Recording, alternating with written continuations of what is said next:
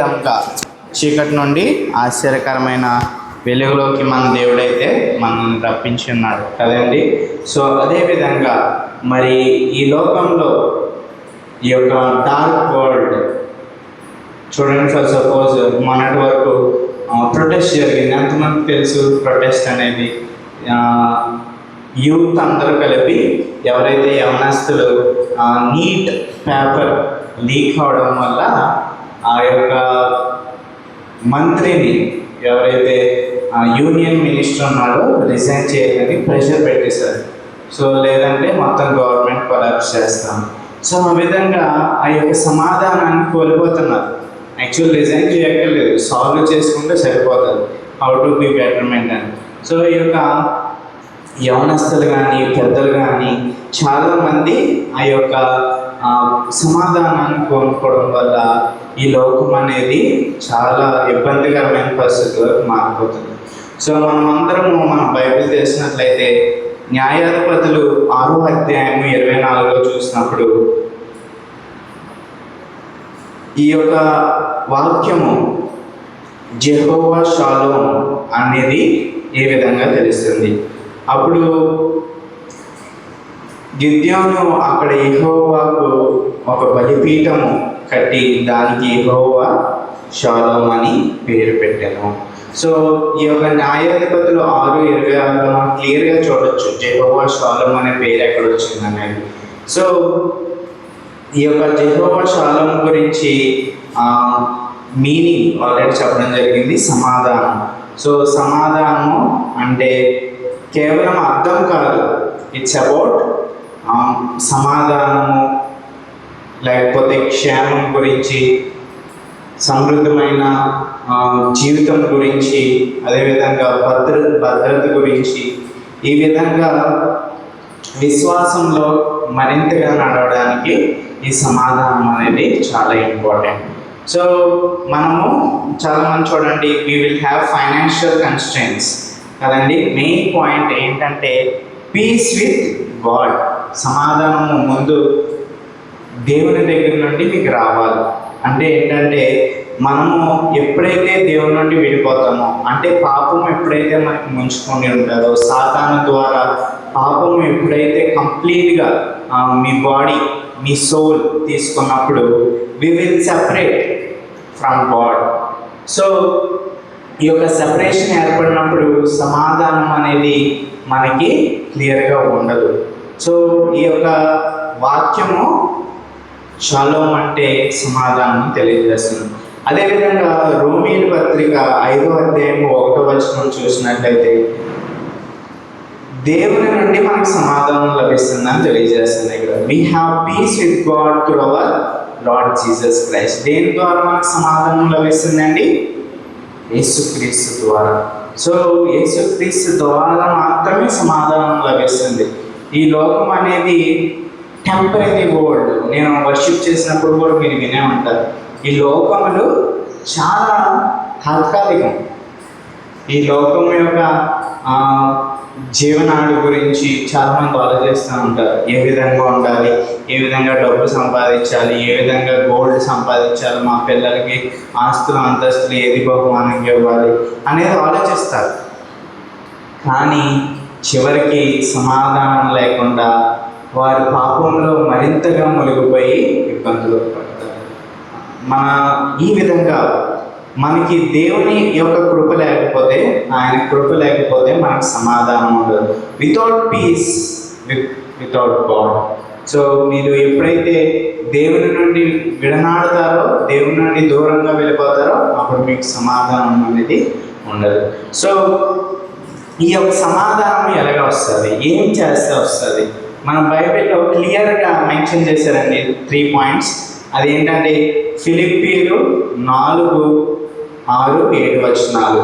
So ఈ యొక్క వాక్యము మనకి ఏం తెలియజేస్తుందంటే ఫిలిప్పీన్స్ 4:6-7 వెన్ వి ప్రే, అంటే మనం ఎప్పుడైతే ప్రార్థన చేస్తామో దేవుని యొక్క కృప, అదేవిధంగా ఆయన యొక్క క్షేమము మనతో ఉంటుంది. అంటే లైక్ మన హృదయము మన ఆలోచనలు దేనిపైన ఉంటాయి.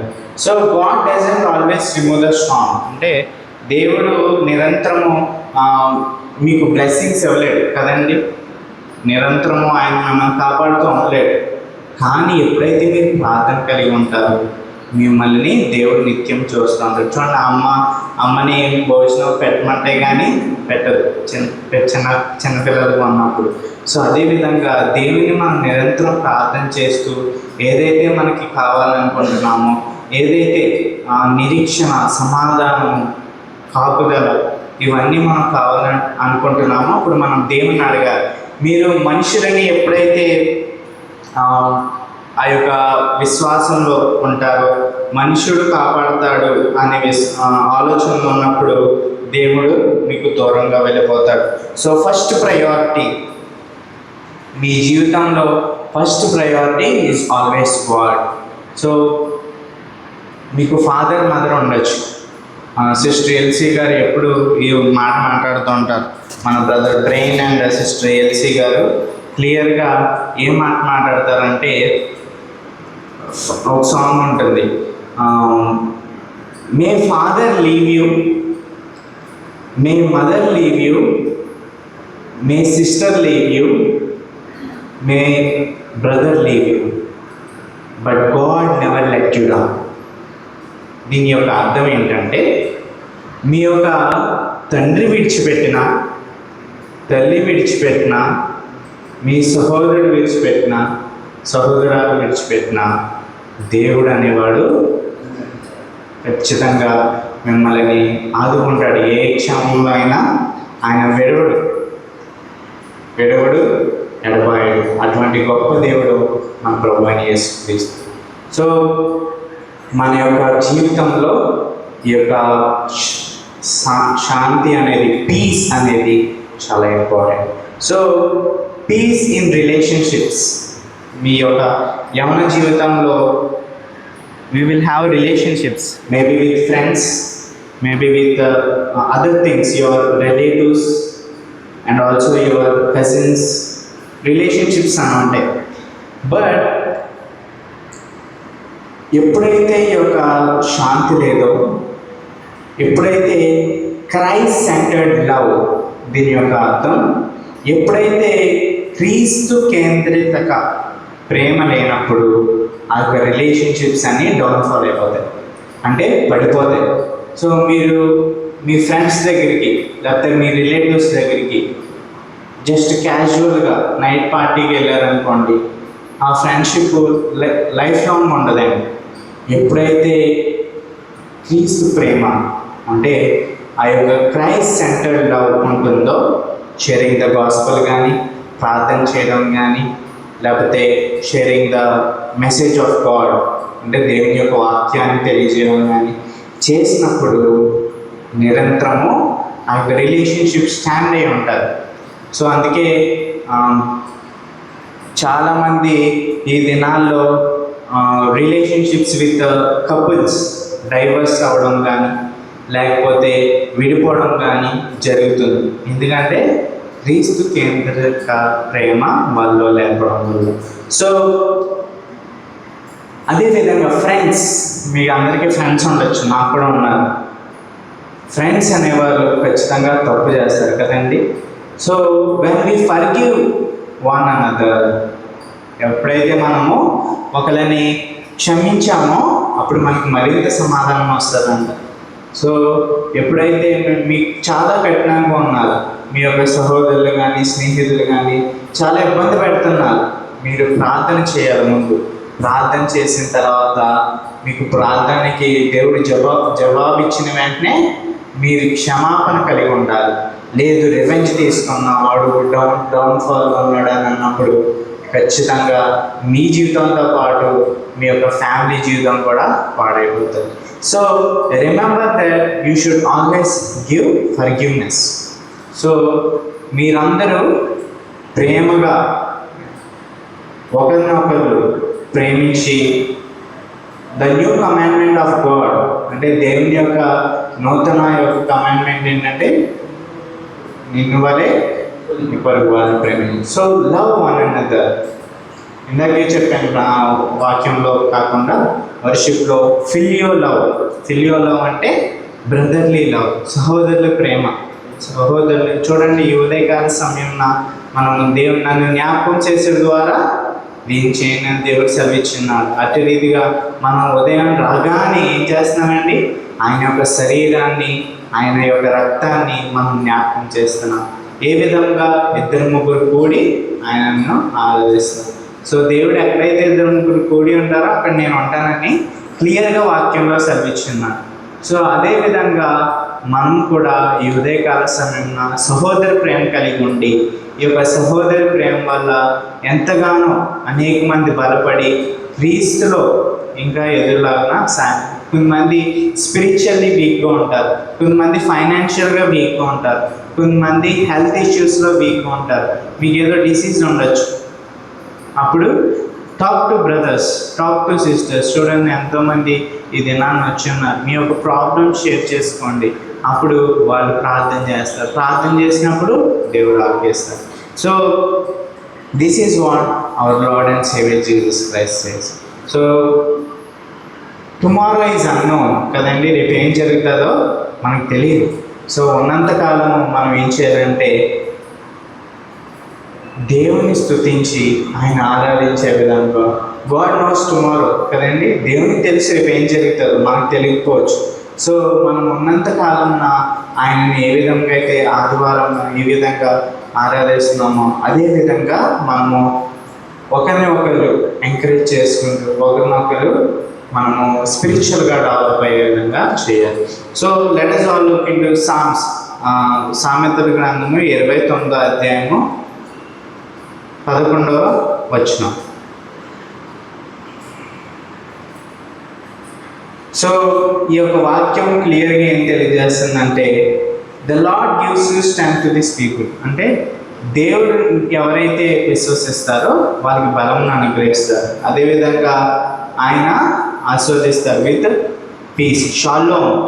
సో సమాధానంతో మిమ్మల్ని ఆయన ఆస్వాదిస్తారు. సో ఈ విధంగా మీ యొక్క ఓన్ అండర్స్టాండింగ్, అంటే what you decide will become my future అనేది మానేసి, వాట్ గాడ్ గివ్స్ us, అంటే దేవుడు ఏదైతే మనకు అనుగ్రహిస్తాడో, ఏదైతే మనకి రాబోయే దినాల్లో గాడ్స్ ప్లాన్ అంటారు కదండి, ఆయన చిత్త ప్రకారం ఏదైతే జరగాలని మీరు ప్రార్థిస్తున్నారో ఆ విధంగానే జరుగుతుంది. లేదు అంతా నా ఇష్టం అన్నట్టు ఉంటే ఖచ్చితంగా మీ యొక్క జీవితంలో నష్టానికి మీరు గురవుతారు. So never ever depend upon your own understanding. అంటే మీకు మీరు ఆలోచించుకొని నేను ఏదో గొప్ప విషయం చేయాలి, నేను ఏదో తాపేతాను, నేను నా ద్వారా అనేక మంది అని అన్నారనుకోండి, ఖచ్చితంగా మీరు ఇబ్బంది పడతారు. కానీ ఎప్పుడైతే దేవుని చిత్తము అన్నారో అప్పుడు మీ యొక్క విశ్వాసము బలపడుతుంది, అదేవిధంగా అది నెరవేర్చబడుతుంది ఏదైతే దేవుని చిత్తంలో మీరు నెరవేర్చబడాలనుకుంటున్నారు. So God's will is important. దేవుని చిత్తం అనేది చాలా ముఖ్యమైనది. సో ఈ విధంగా మనము మన లైఫ్లో జెహోవా షాలోమ్ని ఎక్స్పీరియన్స్ చేయొచ్చు. And God's will is there, అంటే దేవుని యొక్క కృప ఎప్పుడైతే ఉంటుందో ఆయన మనకి సమాధానం అనుగ్రహిస్తారు. సో ఈ విధంగా స్టే క్లోజ్ టు గాడ్, దేవునికి దగ్గరగా ఉంటూ ఆయన యొక్క ప్రార్థన మనము ఏదైతే ప్రార్థన చేసుకుంటున్నామో, ఏదైతే మనము దేవుణ్ణి విశ్వసించి ఆయన నడిపించే మార్గంలో నడుస్తున్నామో అప్పుడు మన యొక్క విశ్వాసం మరింతగా ఎదుగుతుంది. చాలామంది చాలా ధనవంతులు ఉంటారు. For suppose few months back ఏమవుతుందంటే, ఒక కేరళ చైర్మన్ ఒక ఆర్గనైజేషన్ కేరళలో CEO ఉంటుండ అన్నమాట. సో ఆ యొక్క CEO ఏంటంటే CEO అంటే చీఫ్ ఎగ్జిక్యూటివ్ ఆఫీసర్. ఆయన చాలా ధనవంతుడు. ఒక ఆర్గనైజేషన్ క్రీస్తు కుటుంబంలో నుంచే వాళ్ళు, అంటే క్రిస్టియన్సే వాళ్ళు. కానీ ఆ యొక్క ఓనర్, ఆ యొక్క CEO ఏం చేశాడంటే గన్ పట్టుకొని తనకు తాను కాల్ చేసుకున్నాడు. ఎప్పుడైతే IT రైట్స్ జరుగుతున్నాయి, IT అంటే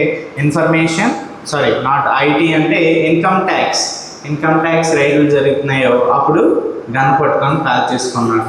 మరి వారి యొక్క కుటుంబం దేవుని నమ్మింది, వారి యొక్క కుటుంబం రక్షణలో ఉంది.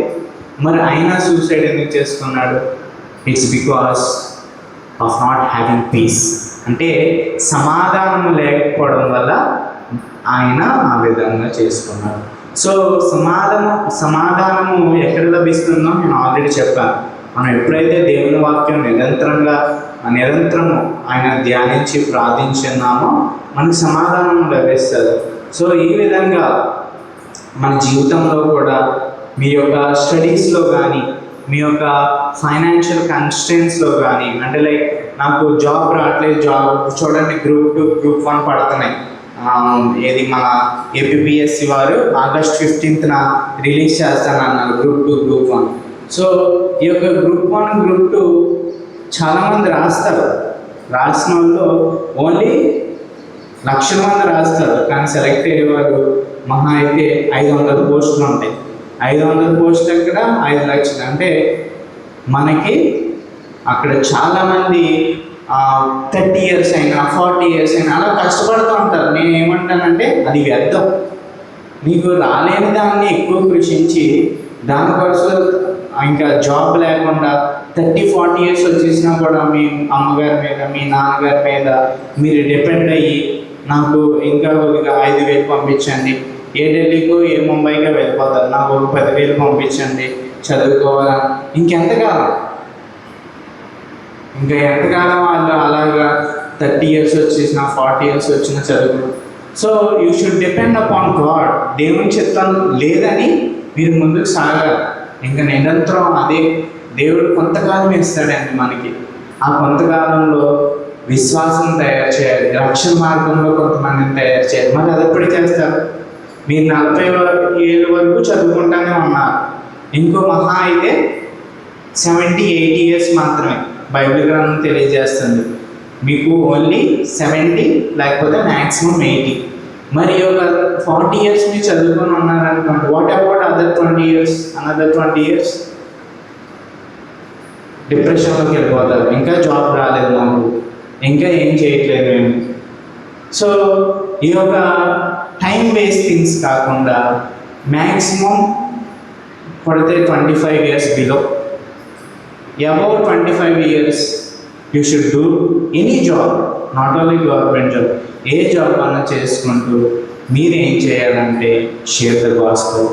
Maybe it's to your colleagues or maybe it's for your friends.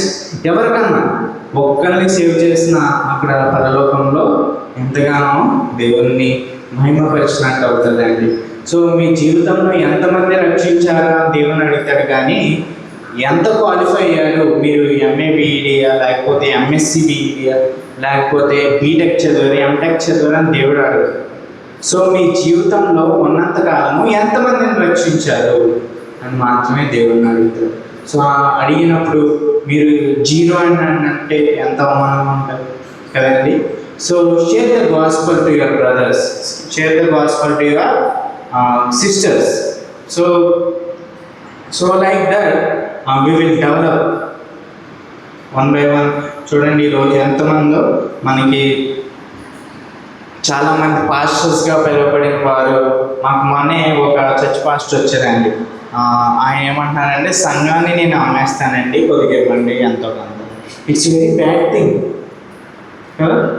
మరి అంత స్థితిలోకి ఎందుకు వచ్చేసారు ఆ యొక్క పాస్టర్? ఎందుకంటే తను ప్లానింగ్ చేసుకోలేదు, సోల్స్ మీద ఆయన మైండ్ ఉండట్లేదు, ఇప్పుడు డబ్బు సంపాదన ఎంత వస్తుంది అని. సో ఆయన ఏంటంటే 10 మందిని పోగేయడం, సంఘం అమ్మేయడం, ఆయన కాన్సెప్ట్ అది. ఆయన ఏంటంటే, అంటే పాస్టర్ని విమర్శించడం కాదు, కానీ మన మైండ్ సెట్ ఎప్పుడు అలా అనుకోదు.